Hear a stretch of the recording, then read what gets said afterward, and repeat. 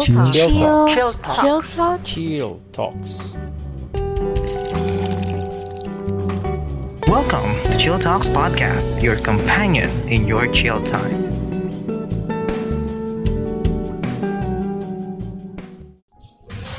Okay, so hello everyone and welcome to another episode of Chill Talks Podcast where we discuss anything and everything over a cup of coffee. So I am your host, PG, and here we are once again sa Rusty Cafe here in Camarines Norte. And with me ay isa sa mga pinakakilalang local artist here in Camarines Norte na kung saan ikikwento nila ang buhay pag-ibig ba? Kukwento kanilang buhay pag-ibig sa music. Oo, yung buhay pag-ibig nila sa musika at paano sila nabuo and paano nila na-maintain ang kanilang passion sa larangang ito. So, welcome the Aurora Project. We have the members Vince, Abel, and Pat. So, sadly hindi naka-join yung isa pero that's okay. Parang isipin na lang natin part na siya ng journey natin. So, magandang gabi sa inyo. Good evening. Good evening. Good evening.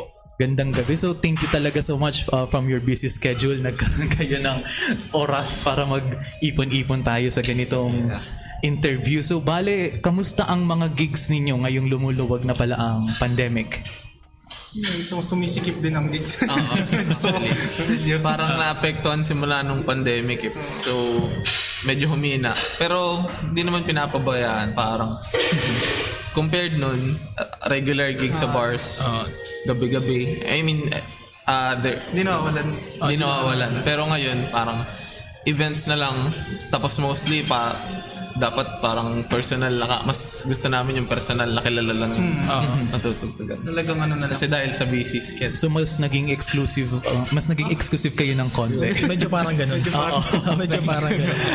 So, bale, isa sa pinaka gustong malaman ng mga nakikinig natin, especially your fans, is paano nga ba nagsimula ang Aurora Project? Okay. So, nagsimula kasi yun. Bale, kami ni Pat. Pero hindi pa AP yun. Hindi pa AP yun. Hindi pa Aurora Project yun. So, bale, nagsimula sa amin. And then, bigla niya akong sinabihan na, for Battle of the Band ba yun? Yung sa ka na birthday yan. Hindi pa birthday gig.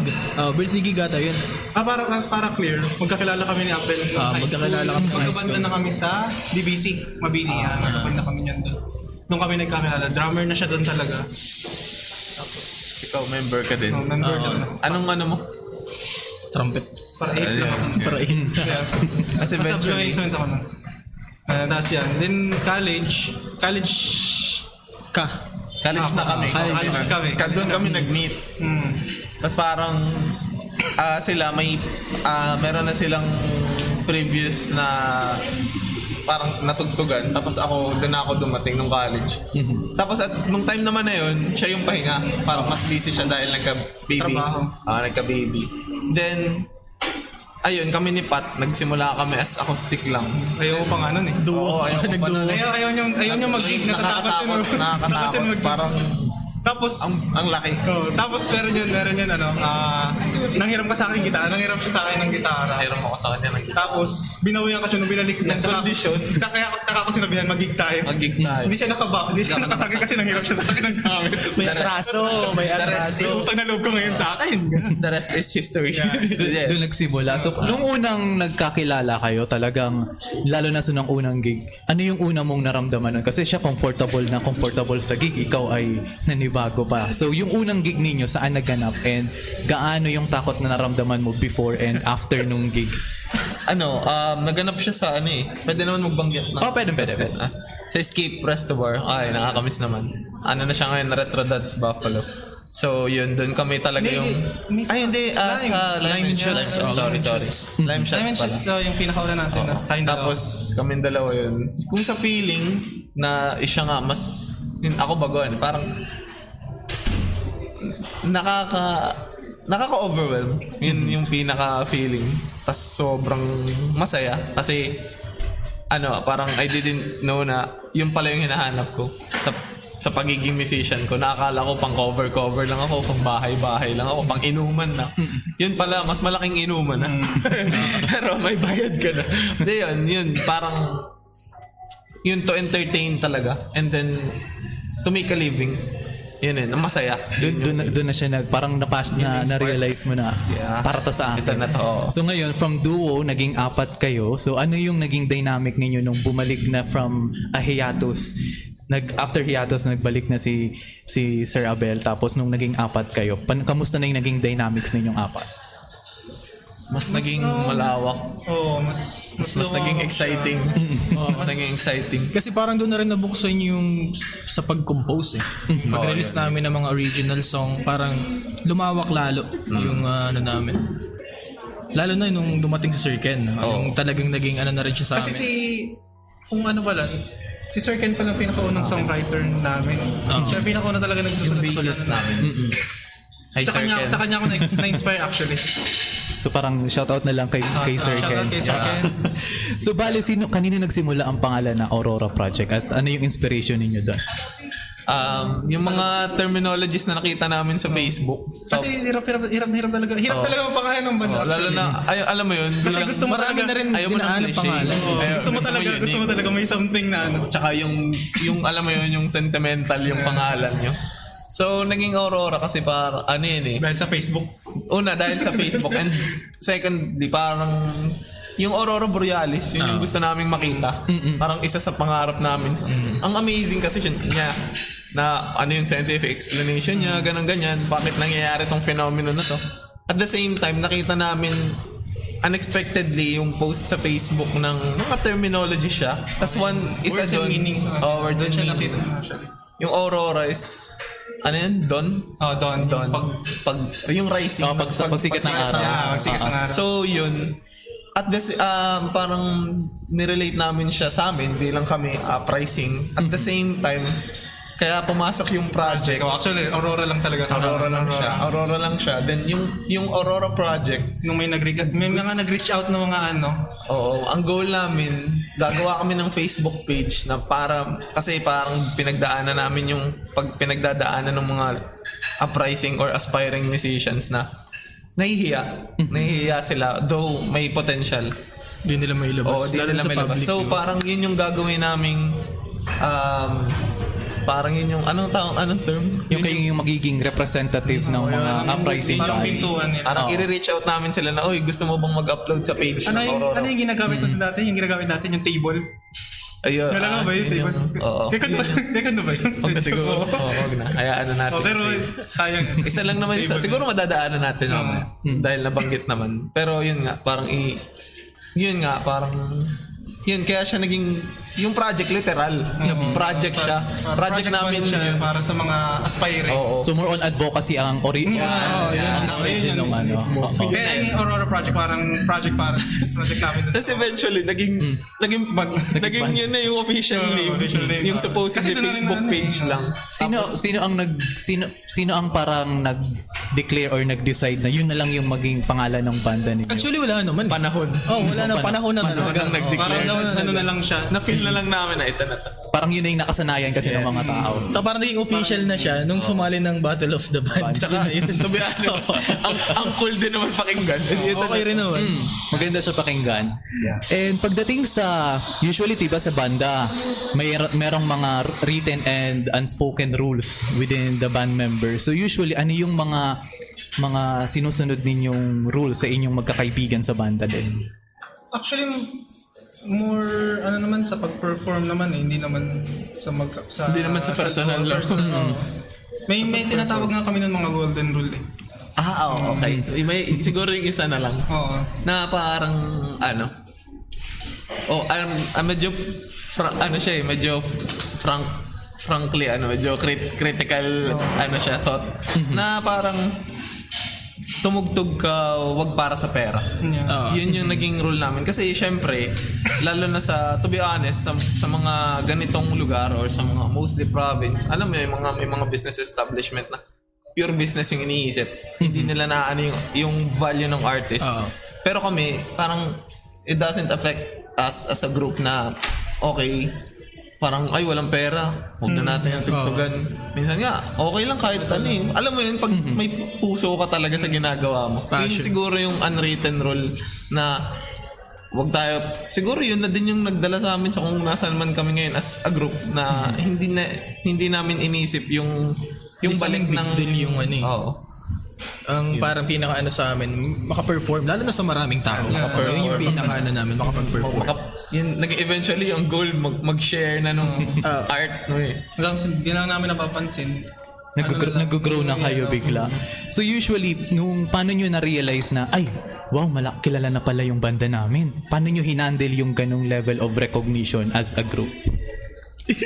Nakakatawa yung pag-handle kasi first time namin na minsan may sunod-sunod na nagme-message sa Unang page. naranasan natin yun yung sa agro. Ay, sa agro. Oo, ano, di kahit ako ulit 30 minutes sa amin may nagpapapicture na ang weird. Kasi, hello, ito ko. Taga-diet din Ang nakakatawa kasi nun, balik after namin tumugtog, hindi naman in-expect na may magpapapicture ng mga estudyante. May nagpapicture sa amin dito sa right side ng stage. Tapos after nun, dinatapos na siya. Pupunta kami sa kabilang stage kasi andun talaga yung food. Andun yung food. Kumbaga yung holding area ng mga artist.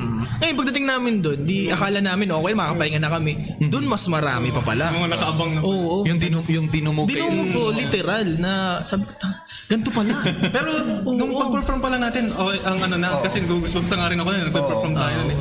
Diba yung first time kong, yung sabay-sabay. First time ko actually, yung mga ganun. Kung paano i-handle, parang, kung sa tanong na kung paano i-handle, ano naman siya eh, hindi namin super finil, alam mo yun, parang, Tsaka recognition din dun sa nag-realize sa amin. oo, yun nga, parang, thankful na kami.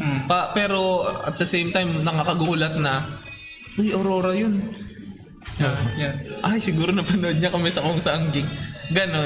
Ganon yung feeling. Pero kung paano i-handle, okay lang. Ano lang, parang let's be friends, ganon. Kung interested. Yung hindi pumasok sa utak ninyo na, ay wow, sikat na kami.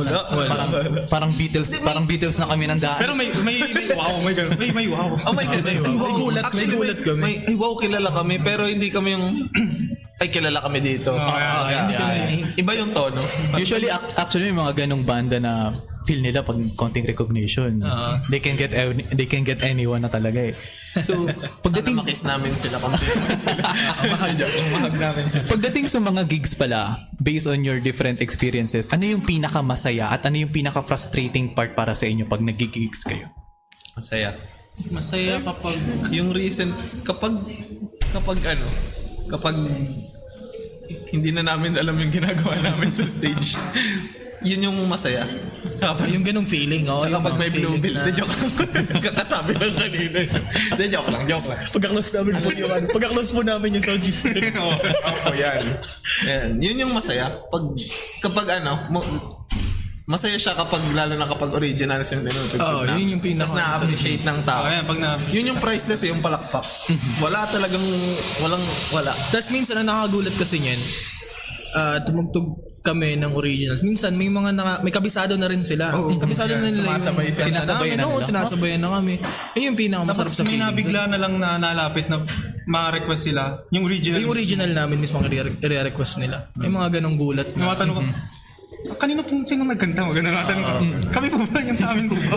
Yung sa yung sa parang frustrating part. Siguro pag yung may technical problems, minsan pupunta kami doon, wala palang gamit, wala speakers, kami yung magpo-provide. Parang somehow ang hassle na dapat, kasi yun lang, parang Pero feeling ko naman nadaanan naman talaga yung lahat ng lahat. Halos lahat ng banda nagigig ko. May mga times ba na naramdaman ninyo na binabarat kayo ng mga resto bars or establishments na nag-hire sa inyo? Kahit wag nyo na pangalanan kung meron. Mahirap na. madami si Joke lang. Yung balis, ano yun eh. Yun sa may Alam ko, pero naramdaman din naman. Kasi lahat naman na natin, okay naman yung ano nila eh. Okay naman yung... Meron, madami, pero at the end of the day, nakatugtog ka na eh. Natapos na. So for yun naman ang mahalaga talaga eh. Parang, sige na, alam, para someday, malalaman mo din kung ano yung value ng artists na nag-i-express ng talent or ng art nila. Yun. Tapos isa sa mga nasabi nyo kanina, nagustuhan ng mga fans ninyo ay even the casual listeners ay yung mga original songs ninyo and original composition. So, can you walk us through the process kung paano yung pagsusulat ninyo ng kanta, sino yung nagsusulat ng lyrics, sino yung nag-harmonize ng beat and everything? Mostly siya. Mostly si Patrick. Si Pat. Hindi, kasi na-inspire lang rin ako nung kay Sir Ken. Kasi Sir Ken talaga yung... Okay. Okay na. Alonsina. Kay Sir Ken. Okay, Sir Ken. Sir Ken. Kay Sir Ken ako na-inspire. Actually, na-inspire ako kasi kay Sir Ken. Kasi Sir Ken talaga ang pinakaunang nagsusulat sa amin ng kanta. Doon ko rin siya nakilala. In-invite niya ako para magsali sa battle, magkalaban tayo nun. Hindi pa kami magkakilala nun. Yun ang magic doon na di namin alam na magkakalaban pala kami. Nito lang na namin nalaman Lately na lang Ikaw pala yun. magkakalaban pala Parang, kami. tugtog pala kayo doon. Nag-close na pala yung landas namin. Nung ko nakilala si Sir Ken, yung battle na yun, doon lang rin kami nagkakilala ni Sir Ken. Tapos nag-perform siya doon ng original song niya. Tapos noon, after noon, malimit na kami magkita ni Sir Ken noon. Diyan sa boarding house nila. Pumupunta ako diyan. Tapos pinapakita ko minsan yung mga sulat ko na verse lang. Tapos yun, nagdira-diretso na. Tapos yan, nakilala ko na si Lovin. Tapos doon na siya nagkaroon ng kulay. Doon na siya nabuhayan nung ano na. Mga babies na kami na shinare na namin sa... Yun. Actually, relaxan na lang namin loob talaga namin. Kasi yung corny kasi yung corny talaga. Feeling namin nun parang Parang wala makikinig. Parang ganun. ang lame naman ang ginawa namin. Parang alam mo yun, typical love song. Yeah. Then eventually, syempre, dahil nga sa influences din, parang it's not all... Actually, ang feeling ko lang, para sa akin feeling ko naman lahat ng kanta, love song. Pero depende kung romantic love, kung pagmamahal mo sa sarili mo, pagmamahal mo sa paligid. Ganon siya. So, kaya ka nakakabuo dahil sa pagmamahal. So, yun. Wow. Wow. Ayun, yun yung isa sa process. Tapos, kung technically speaking, siya kasi yung pinakamagaling din talagang gumawa ng melody. I mean, alam mo yun, kahit chord ako, progression. lead guitarist ako, so, well, kung aware ang lahat sa music naman, yung melody, parang kahit may nagawa na ako na part ko, papacheck ko pa din sa kanya. And, yung respeto sa kung ano yung naiambag, alam mo yun, parang, tsaka yung respeto sa kung saan ka lang mag-aambag. Kasi, di ba, mayroong mga artist na gusto nila umangat, parang without, tag dito, parang without thinking na may kabanda pala sila. Alam mo yun? Actually, may ganun talaga. Maraming ganun. Maraming ganun. Yun yung naging... Yan yung... Puro na lang Ginajudge na, no? Hindi, I mean, yun yung naging... Siguro, sa kagustuhan lang nating umiwas sa ganung para naman somehow maging maganda. And yun nga, actually maganda naman talaga yung kinalabasan. Yung parang mas makilala kami as a band na hindi yung, ito bang bandang ganito na, oo, magaling yung ganito niyan. May ganun kasi. May mga ganung... Kaya nga banda para mag-harmony. So ayaw yung may ma-recognize lang na ay magaling to mag-gitara, magaling to Hindi sa bass. naman sa ayaw. Well, parang kapag tumutugtog kami, iniiwasan namin yung may lilitaw na ganito, ganyan na mas... Pero hindi may iwasan yung may mapapansin talaga lagi na ganito. Ang iniiwasan na namin yung during na tumutugtog kami, yung may may mga overpower. May laging ganun may na-overpower. So pag alam mo, may situation na isa sa inyo talagang grabe na yung na-overpower na yung attention sa kanya. So paano nyo binabalansin yun? Well, sa kanta kasi, sa kanta naman kasi, madalas. Ako madalas kapag nasasabayan ko sila. Habang nag-tuning siya, sasabayan ko ng palo. Wala na. And actually, underpowered. Yung buong performance. Hindi,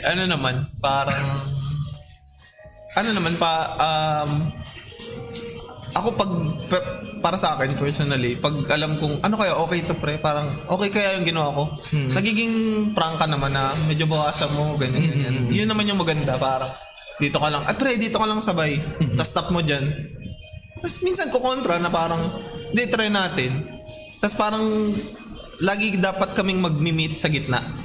As a group.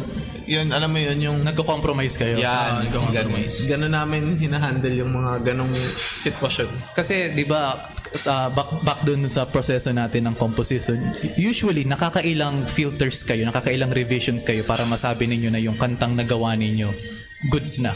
Kasi yun ang isa sa pinakamahirap gawin pag nagka-compose whether kung kailan ka hihinto So, at what point na di-decide ninyo na okay na yung natugtog ninyo? Hanggang ngayon po, hindi pa rin. Kasada kanta namin. Ano lang kami, pero Actually, marami namin malaman kung final na ba talaga siya. Marami pang kanta talaga unreleased pa talaga. Pero ngayon, ako kasi, bibida ko na. Hindi, kakagaling ko kasi sa seminar. So, si Blaster Silonga ng Four of Spades. Yun. Naka-meet namin siya, 3-day seminar. So, galing ako dun. Tapos, may natutunan ako sa kanya na, kung sa pagpa-finalize ng song, sabi niya doon is dapat ikaw ang best critic and best fan ng kanta mo. Ang parang pinakagusto niyang i-point out, maging honest ka sa kung ano yung sa tingin mong dapat tanggalin doon sa kanta mo at kung alin yung maganda. So sabi niya, and then sabi din ng sound engineer doon, si Kuya Not, na sabi niya, tinanong ko siya na, ano Kuya Not yung basehan mo kapag ito na to? Sabi niya, kapag binimix ko yung kanta tapos tumayo na yung balahibo ko, ito na to. Yun na yun. Sabi, yun yung feeling kong magandang iambag ngayon dahil nga, diba nasabi ng mga kabanda ko na si Pat at si Abel na actually wala pa. Parang akin sa part ko, gusto kong i-try na parang try natin maging basis yung ganong feeling. Alam mo yun, it's a feeling na actually, totoo naman yun na maging honest ka lang na okay na to. Ganon. Actually, nagka-come up naman tayo sa ganon. Okay na to. Laging, hindi yung siya na yan. Hindi yung ganon. Parang okay to. Basta lang. Dapat okay to. Ganon. Ganon namin pina-finalize. So, pero mostly accidentally yung namin natatapos eh. So parang by feeling na lang, talagang by feeling talaga siya.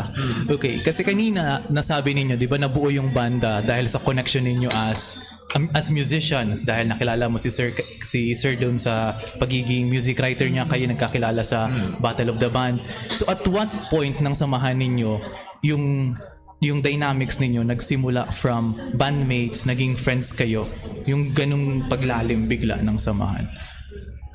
Parang simula pa lang naman.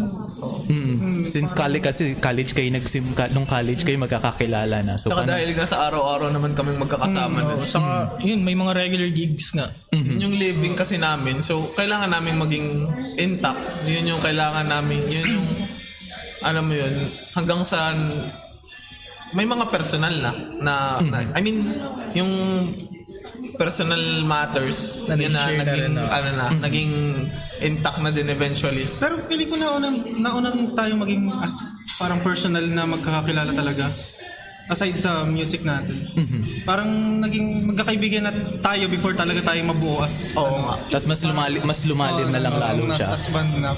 Kasi hindi pa talaga tayo na as band nun, As a band, oh. Kasi magkakaibigan kami noon na individual kami nagpa-perform. Wala pang official na banda tayo. Yan. Tapos naging magkakaibigan kami na naging magkakabanda, na naging magkakaibigan as a band din. And isa pa sa reason dahil nga yung common interest. Yan. Parehas kami halos ng interest at ng trip. Tapos, yun, may balance ng lahat. Doon naging malalim na naging balance yung chemistry. Kasi isa din sa looking at you guys, even the performance na ginagawa ninyo sa social media, iisipin ng mga tao, ay wow, napaka well coherent ng bandang ito. Pero I'm sure behind the scenes merong mga conflicts din na nangyayari. Oo, di natin sure. So usually, ano yung mga conflicts na nai-encounter ninyo as a band and how do you handle that? Ngayon time Time management. pero tas dati paano ba dati? Dati kasi wala pa kaming wala pang paano ba? May boundaries or walang boundaries? Paano ba na-explain yun? Wala. Hindi ko masabi na sa isip eh. Ano mo na lang.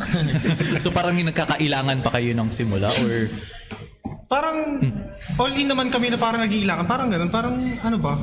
Hindi, minsan may mga time na mahirap i-approach si ganito. Yeah, Sige, kunyari, may mga time na practice, syempre nag-aareglo kami ng kanta or may mga binabago kami kasi ang pangit naman na cover yung song na walang twist, parang ganun. So parang pag may naisip yung isa, parang ramdam mo yung bigat na kung paano i-approach na ganito, boy. May mga ganon. May mga ganon. Dati. May mga ganon dati. So ngayon, ikaw. Pero usually time talaga. Hindi Oo, talaga. time. Kahit nung nagigig kami, ang pinakamahirap talaga sa amin yung time. Kahit ultimong practice, minsan sa gig na kami nagpa-practice. May mga ganun. Before, paano ba? Nasa venue na kami. Doon na namin ma-practicein. Ganun. Kasi ako kasi yung ano sa kanila, high-tempered. Alam naman nila yun, at naging aware naman na din ako dun. Pero yun yung guys, yun yung maganda. Dapat Meron. alam nyo kung alin yung, alam nyo sa sarili nyo kung ano talaga kayo dun sa band. Parang, pero yun nga, kahit nasabihin natin high-tempered na, parang pinapractice ko pa din na maging okay ang lahat. Pero yun nga, siguro, ito na ako, pero well, sila na yung kabanda ko. At masaya ako sa kanila. At for sure masaya din sila. And kung paano in-handle, ngayon matured naman Matured na ang lahat. Parang mas Itinatawa na lang din minsan. yun. Yun yung nakaka-inspire sa kanila. Na sila kasi, yung easy sila Parang doon ako na-inspire na, okay, parang wag mo naman masyadong i-stress yung sarili mo. Ang babaw lang yung bagay na yan. So, doon yun yung mahalaga. Parang, kung paano i-handle, dapat matutunan nyo yung isa't isa. Ganun. Para sa akin. Matutunan nyo Actually, yung sagot mo, yung sakot mo, Vince, saktong-sakto sa sunod kong question So, bale, bilang miyembro ng isang banda, paano mo nakikita yung sarili mo sa bandang kinabibilangan mo? So, sinabi niya na siya yung pinaka high siya yung high tempered. nasagot ka na Oo, nasagot niya na. So, ikaw, Abel, points. Pat, ano ang sa tingin ninyo ang position ninyo dito sa banda? Grading recitation ata. Hindi, yung akin, ako? Paano ba? Si Paalala. Ako kasi taga-remind kay Pat kung asa na siya. Ako kasi madalas talaga sa gigs namin. Pansin rin naman talaga namin ni Vince. Boy, asa na si Pat? Asa na si Pat? Ganito, may tugtog tayo ng ganitong oras. Asa na si Pat? Kontakin mo nga. Kontakin ko na siya. Ito naman si Tanong. Maaga pa ang tanong nito, boy, asan si Vince? Asan kayo? Maaga pa yun. Pagkabag dumating na yung 30 minutes before gig namin, doon na kami kakabahan ni Vince. Uy, asa na si Pat? Ganito, ganyan. Una na ako doon kasi magsiset up na siya. Mauuna na siya doon. Na okay lang naman mauna na kami doon kasi drummer ako, gitarista siya. Makakapagsimula na kami. Parang, parang yun yung part ko doon sa banda. Typically. Parang gano'n. Tapos, taga nga kapag medyo umiinit yung bakbakan, pag nakikita ko, kasi napapansin ko madalas kapag nag-error yung isa, titingin yung isa. Ay, mga bagong ano pa kami. Neutral lang. Parang ganun lang. Ikaw, Pat, Middleman lang. Parang ganun. Ako, feeling ko parang paano ba? Maliban sa ikaw yung binibigyan ng paalala. Maliban sa ikaw yung Cinderella. Maliban sa yung Cinderella. Ikaw si Aurora. Madalas may naiiwan.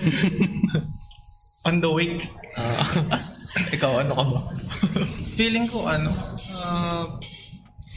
parang yung backup, yung background. Hindi yung way na yung di ba yung parang sa magkakaibigan ako yung yung ganun yung Parang ikaw yung behind the scenes sa sa grupo. parang pang feel parang yung feeler lang yan. Feeler. Kasi pang feel pero Feeler yun ka. yung feeling ko parang feeler kung alin lang yung need lang yung may kung alin lang yung parang kailangan lagyan ng paano ba? Hindi mo in-overwork. Parang ganun lang. Kung alin lang yung need. So parang lumalabas na ikaw yung nagpo-provide sa tingin mong kung ano yung kailangan ng banda for improvement, kung ano yung mga kailangan ng kasama mo. Ano lang, hindi naman... Paano ba? Hindi naman for Hindi natin. Hindi naman. Hindi naman for improvement. Hindi for improvement. So usually si Sir Ken, saan niyo siya nakikita sa banda ninyo? As a member po. Siya yung studio namin tapos Kuya. tapos Tatay namin. Sorry, Sir Ken. Dahil wala ka. Dahil wala ka. Pero si Sir Ken parang As nakatatanda kasi. So parang ang sakit na. Ang hirap i-explain ng part niya, pero ang laki talaga ng part niya.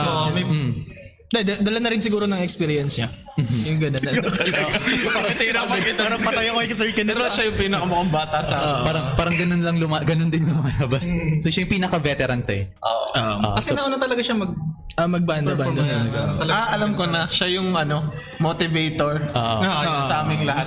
Oo. So in a way, Bilang kasi bira siya actually makasama sa amin. Pero siya yung, alam mo yun, yung spirit na never nawala. Pero hindi lang as sa banda siya motivator, hindi lang siya kasi kahit sa nung wala rin akong work parang yan ko lang personal matters. Personal matters siya. Tinulungan niya akong ang tinanapan niya ako tinanapan niya akong trabaho, tinulungan niya ako. Lahat naman kayo generous. so parang in a way, he keeps the band together. Yeah. Yung ganong Okay. Nakabawi kay Sir. Nakabawi Pero kay- matanda pa siya. Pero matanda pa rin talaga siya. Pero dahil siya talaga matanda. So usually, pagdating sa mga interaction ninyo naman sa iba't ibang banda, paano naman ang approach ninyo? Kasi may mga bandang lumalapit sa inyo for advice, may mga banda naman na kinokompetensya kayo from time to time. So how do you handle your interaction with different groups? Doon na kami siya humingi ng advice na joke. Doon na kami lalapit na joke. Sa kompetensya. Meron. Siguro yun na unahin natin para hindi naman masyadong Sa kompetensya, parang wala naman kaming nakikitang Natural siya sa Battle of the Band. Wala naman kaming nakikita na parang kasi alam mo yun, iba-iba tayo ng artistry, iba-iba tayo ng craft. Though music lang, pero iba-iba tayo ng Parang healing. kumbaga may variety pa rin naman siya. So, pag may lumalapit, wala akong nakikitang ganun actually. Pero kung meron man, well, okay yun. Kasi kung yun yung motivation at apoy sa kanila para mag-grow, edi Go. Oo, go. Sana ma-meet nyo yung parang go. Pero so far wala namang Wala pa naman. And hindi rin namin talaga tinitake. Siguro hindi rin talaga namin napapansin din. Sabagay. Siguro. Kasi mostly gusto namin talaga sabay-sabay tayo. Kasi kami mismo parang yung Aurora Project para sa lahat siya eh. Parang ayaw namin maging kumbaga kung tutusin kami lang naman yung naging solid na 4 pero ang dami naming member. Siya, member siya ng Aurora Project, si Kate. And then yung una naming female vocalist si Lavinia. Tapos may mga sumalang sa amin na parang kapag sumalang ka, consider yourself as Aurora Project. Ganon. So, gusto namin angat lahat. Yun. Ganon. Yun na yung, okay, sabihin na natin, ito na yung circle. Yan. Ito na yung table na sinasabi namin na which is nung una, gusto naming makasama dun sa table na yun ng mga musician na, alam mo yun, Paano ba yung content? Kasi may Idol dati namin kasi kami, sila. meron kasi nang nagsisimula kami, meron kaming parang yung visual namin sa music scene dito na lang sa dahil natin local. Tapos meron kami tinitin ng table na alam mo yung parang table yung tawag dito? Kaya mo na. Basta table. Table siya nung mga kilala ng musicians, mga artist dito sa lokal. Then, iniisip namin yun doon. Kailan kaya kami makakaupo doon sa table na yun? Kailan namin sila Kailan kaya kami makakatabi doon sa table na yun? Tapos nung kalagitnaan nung process. Nung sabihin, anong career natin? Nung career. Nakikita na namin yung sarili namin. Sinabi nga namin, nakikita na namin yung sarili namin dun sa room. Hindi lang kami nakaupo dun sa table, pero andun na kami sa room, nakatayo na kami dun sa room. Then dun kami para nagkaroon ng process na na tulungan na natin yung iba na makapunta dun sa table. Makapasok Yun na yun. Yung mga yun na yung approach namin towards other band. Mga young ains, mga aspiring rin talaga na sabihin natin na hindi rin talaga nila kayang iharap yung sarili nila. Kasi kahit kami gano'n rin kami nung simula talagang hindi namin alam kung paano kami So sakto, usually pag 'di ba yung ang gusto ninyo ay makapasok yung mga uprising ng mga banda doon sa kwartong yun. So ano yung mga qualifications na tinitignan ninyo? Kasi for sure hindi naman siya na ay tumutugtog ka. Sige, dito ka lang. You have certain criteria. So ano yung tinitignan ninyo para ma-consider na ang isang banda may potential talaga? tinitingnan namin yung sarili namin sa kanila. Hindi, pero Di namin ma-explain pero ramdam naman na ramdam namin na kapag yung artist potential. na yan, yung potential niya talaga. Although hindi niya talaga kayang i-express yung sarili niya, pero ramdam mo yung potential niya. Tsaka yung willingness nila kasi. Yung motivation Nangyayong minsan within yung, themselves. Yung minsan napapa-open mo sila na gusto talaga nila. Mga ganun. Tapos yun, nakaramdaman namin. And then, yun na yun. nagkakaroon. Yun yung tsaka para kasing never naman kaming naging gatekeeper. Parang mo yun, ikaw bahala kung ikaw.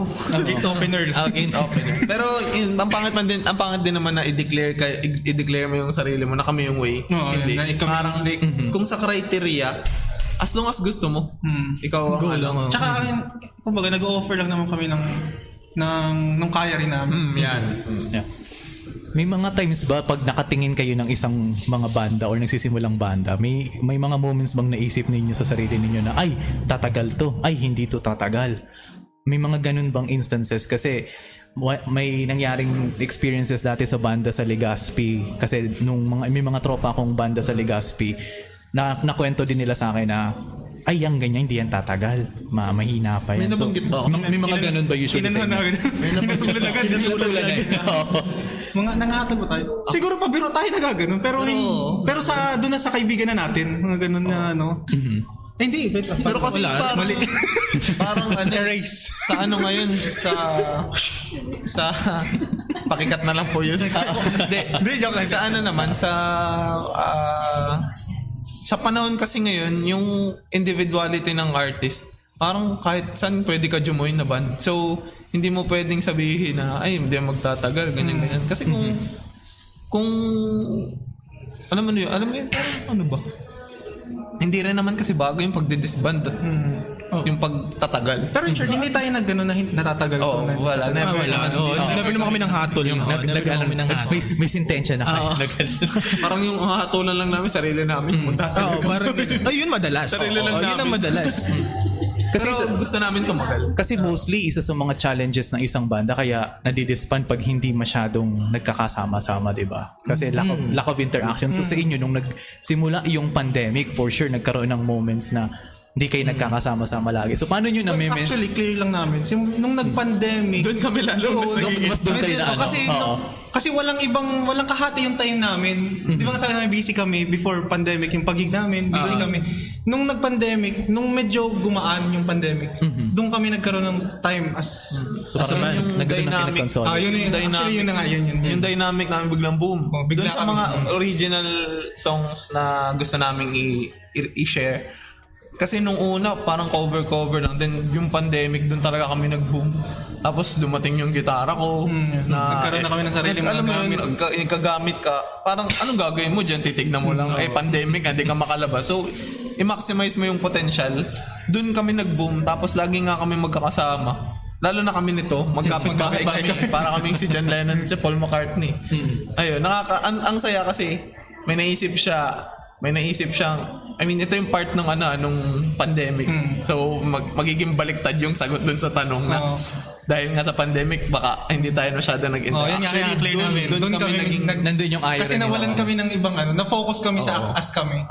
Ganun. Tapos, actually, dun na talaga namin, parang yun na yung, alam mo yun, yung, hindi naman siya finishing touch, pero nandun yung pinaka, parang time na na-establish namin kung ano man yung kami ngayon nung pandemic. Yung ang daming opportunities. Masala kayo nakafocus more on the social media side ng inyong banda. Oo nga. Talagang doon na kami. Oo. Ganon. So, speaking of John Lennon and Paul McCartney, na-comment ko dun sa page ninyo nung nag-uusap tayo, yung logo ninyo ay very reminiscent sa The Beatles. Actually, talaga namin sila. So, gaano kalaking influence ang Beatles ninyo pagdating sa genre ng pagsusulat ninyo at pagtugtog? Malak. Ako kasi, nakilala ko si Patrick talaga. Ang mga tinutugtog namin yun, Beatles talaga. At that time, di pa ako drummer. Nagigitara pa ako. Nagigitara pa talaga ako. So, bali ako yung nagli-lead sa kanya. Ako yung nagli-lead Actually, guitar. lahat ko kayo naging guitarist. Oo, ganun yung Certain nangyari. guitarist ako din nung kaming dalawa. Ako gusto ko lang nun magka-band shirt nila kahit di ako nakikinig ng music nila. Di ba napaka-bandwagon ko. Pero yun nga, eventually, parang dahil nga may nakilala ako, siya yung actually si Pat, yung mismong fan ng Beatles. Tapos ako, yung interest ko nandun pa lang. Tapos grabe, nakaka-addict pala talagang Beatles. Kasi yun nga, yung alam mo yun, yung uniqueness nila as a band, yun yung parang eventually ma-adapt mo. Tsaka yun din yung tinitingnan natin as a band na yung kilala silang as a band. Lalo na foreman. Parang nire-relate namin. Ako si Paul McCartney. Ako si George Harrison. Parang yun, George Si Harrison, Ringo Starr. Ringo Siya si Paul Starr. McCartney. Si John Lennon. Ganun. Sa tingin nyo ba may chance pa bang mabuhay ulit ang Beatles sa modern music? Or how would the Beatles paano ang Beatles makikipagsabayan sa mga music na nilalabas ngayon na gustong-gusto ng mga kabataan? Para sa akin, nangingibabaw pa rin sila eh. Actually, never silang nawala. Never naman sila nawala. Sa mga true fans talaga, hindi nila kailangan makipagkompetensya ng Beatles. Kasi nasa Haligi. as an individual, nasa sayo naman kung anong papakinggan mo. Yun nga. Tsaka hindi naman lahat tayo tumitingin lang sa band. Parang sa music lang, sa musicality. Music lang. Parang walang sino, walang Kung anong feel music mo. lang. So, kasi classic, kaya siya tinawag na classic for a reason eh. Oo, mismo.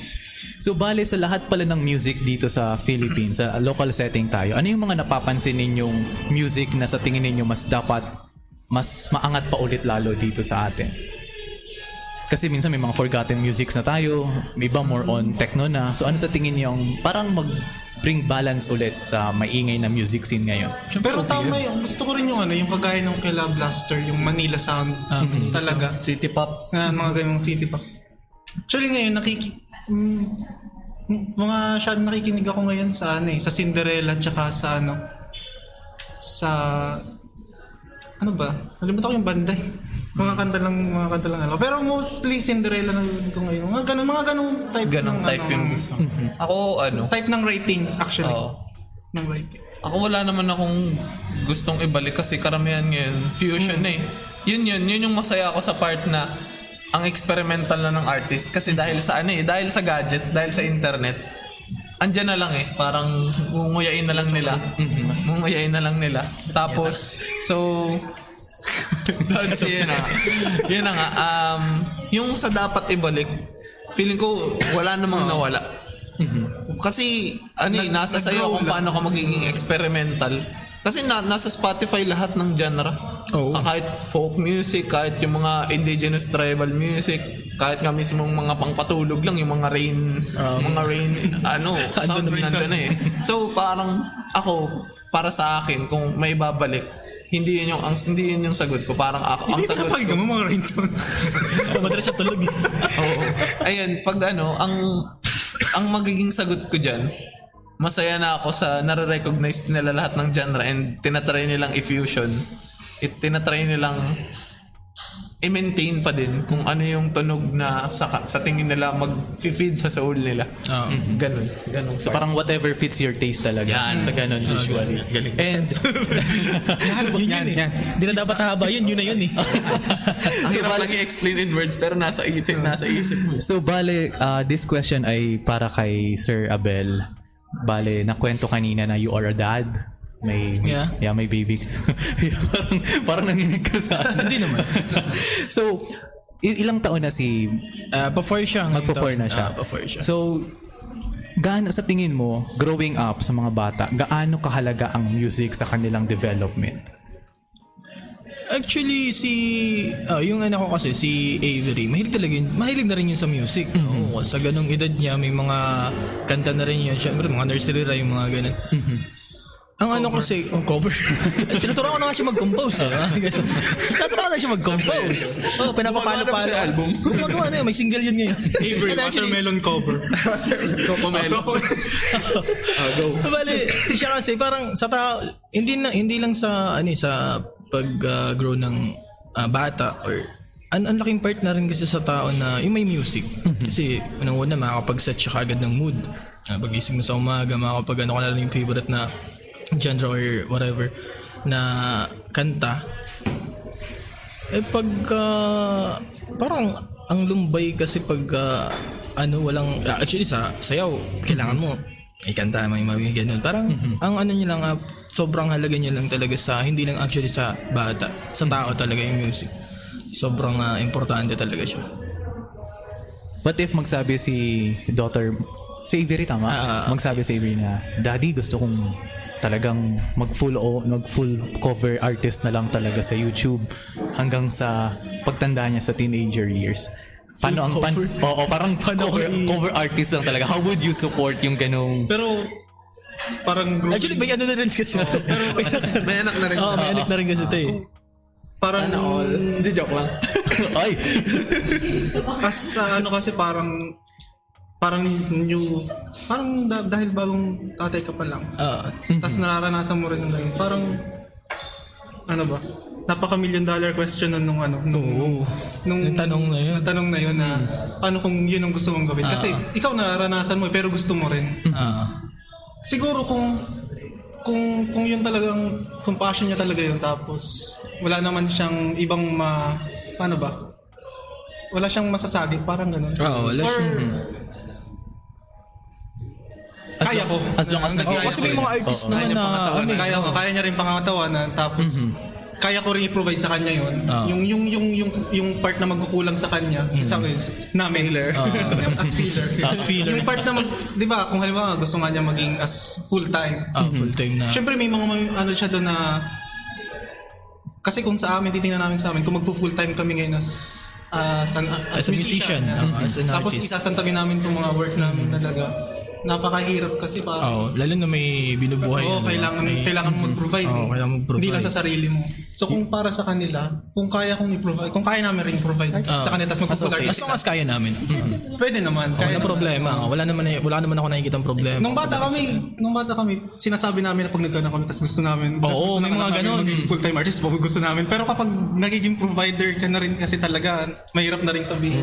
Sa bagay. Kasi yung responsibilidad din talaga sa pamilya. Pero hindi naman sinasabi na kailangan parang para sa amin as a parent, parang matulungan mo kami o gano'n. Parang do this. Para sa kanila na kung kaya mo pang pangmatawanan talaga yun na Dun ka. na ibubuhay mo talaga yun na hindi ka tapos kaya rin namin ikaw back upan. Go lang. Talagang kahit nga kami gusto rin namin yun eh. Pero hanggat kaya mo talaga Dun talaga. yun lang yung tinitingnan namin. Actually, $1,000,000 question talaga yun kahit ako naisip ko rin yun eh. Paano kung gusto nga rin na Kung susunod sa yapak ng usually malaki kasi ang chance na pag ang isang magulang ay musically inclined, ganun din ang nagiging turnout ng Madalas, anak. Madalas talaga. Tapos isa sa I'm sure for sure kanina ko na sana ito tinanong pero ifa-follow up ko na lang. 'Di ba before mabuo yung banda, each of you have different individual lives. May mga sarili kayong challenges. Tapos paano natugunan or paano nakatulong ang Aurora Project on how you appreciate yourself more or how you see the world na parang pang ano. So ano yung mga pananaw na nabago sa inyo nung nabuo ang Aurora Project na sa tingin ninyo hindi mangyayari kung individual pa rin kayo gumagala? Ito naman na. Can you repeat the question? Ano nga? Hindi. Pero seryoso po. Inaano ko sa isip ko yung yung tanong paano. So parang in a short way, how did Aurora Project change your life? Parang ano ba ang buhay natin kung hindi tayo? Kung hindi kayo mismo. Siguro Italian model. MMA artist. double ni Bayani. Double na empoy. Hindi, pero siguro kung hindi kami ngayon, andun ako dun sa sinimula namin. Ako as individual. Kasi, alam mo yung nakikita ko talaga yung parang may daan ka na para dun na bumilis lang dahil sa kanila. Pero kung hindi kami ngayon, siguro andun pa rin ako dun sa sinimula namin na naggagawa pa rin ako ng way through ko para dito. Para dito sa meron kami. Yun yung nakikita ko sa sarili ko. Ikaw, Sir Abel? Ako ganun rin naman. Kasi, hindi, actually ganun talaga. Kasi pag passion mo na talaga kasi kahit laging meron kang pagkakaabala na iba pero babalik ka dun sa pinaka-passion mo. Like ako, drummer, andun yung pagiging musician. At the same time, naglalaro rin naman ako mobile games, ganun, parang ganun. So kung sakaling hindi kami Aurora Project, siguro iano ko pa rin naman yung pagiging drummer ko, or siguro baka hindi nga ako drummer, baka gitarista nga ako at nag-start ako as guitarist. So malaking tulong na ayun nga nagtagpo-tagpo kami kasi hindi lang pala doon yung maano mo na yung kakayanan mo as a musician.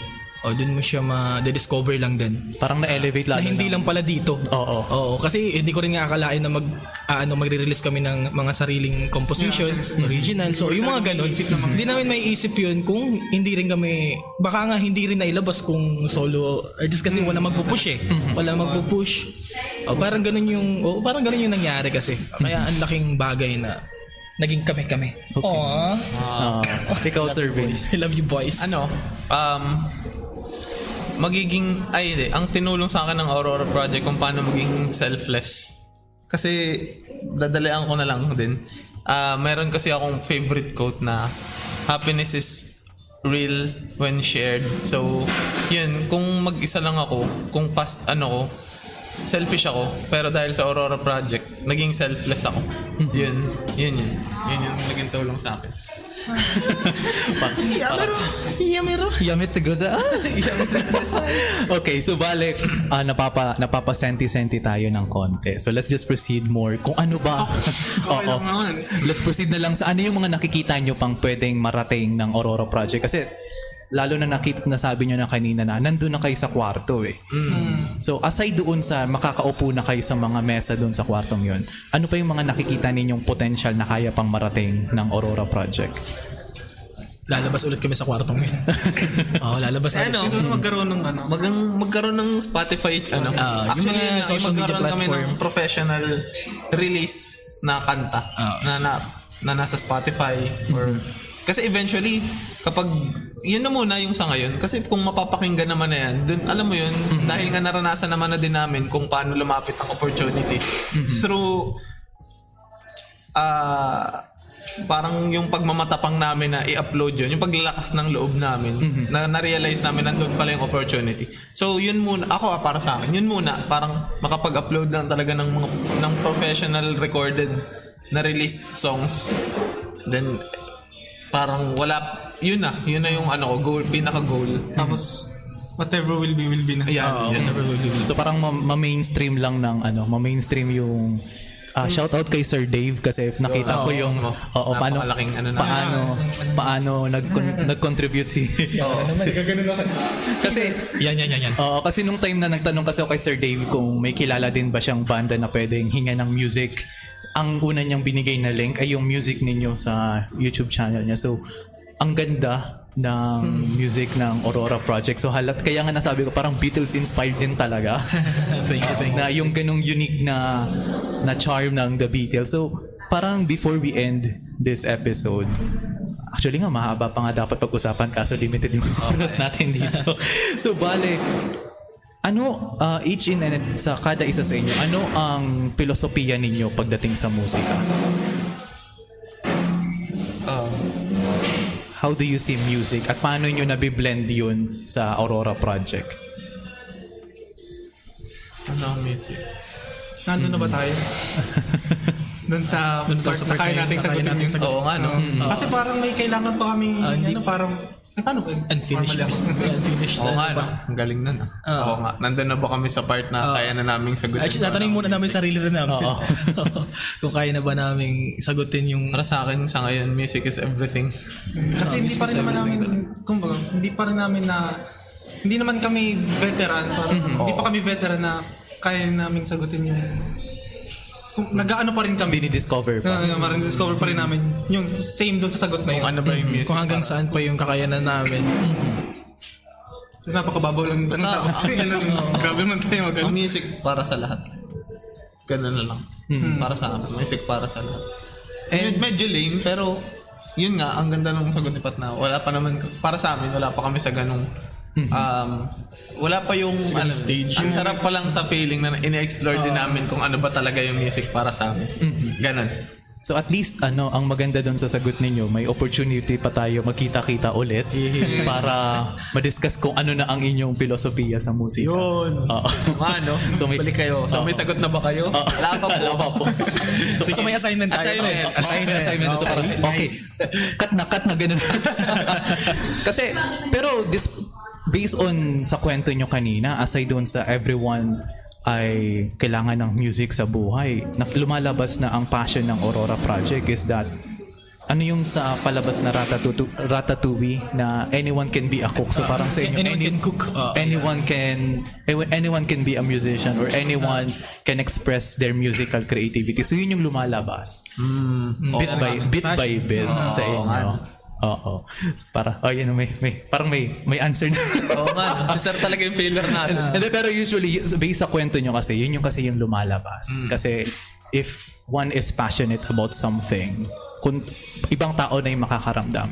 Kung sa tingin ninyo hindi nyo pa nakikita yung filosofiya ninyo, I am sure the people around you, pag tinanong ninyo, mas masasagot nila yun sa inyo. Yes. So try niyo for ano yun, habang ini-explore ninyo sa sarili ninyo, try asking the people na malapit sa inyo. For sure, mas malalim ang sagot nila kaysa sa nasabi dito. Nasabi ko dito. Sample po sa'yo. Galing sa'yo mismo.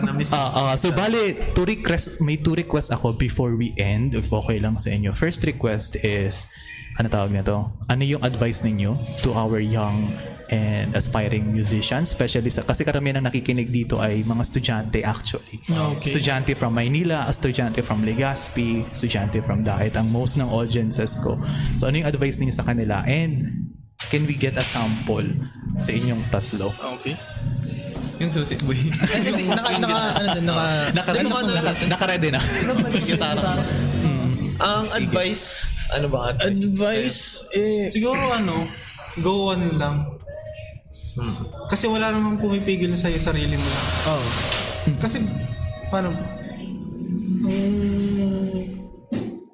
Kasi dito po sa sa experience namin sa mga young ends dito sa Cam Norte, gusto talaga nila. Parang may pumipigil lang sa kanila pero sarili nga lang nila.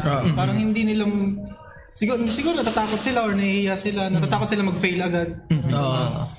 Yun yung parang experience namin sa mga youngs dito na nakakasama rin namin.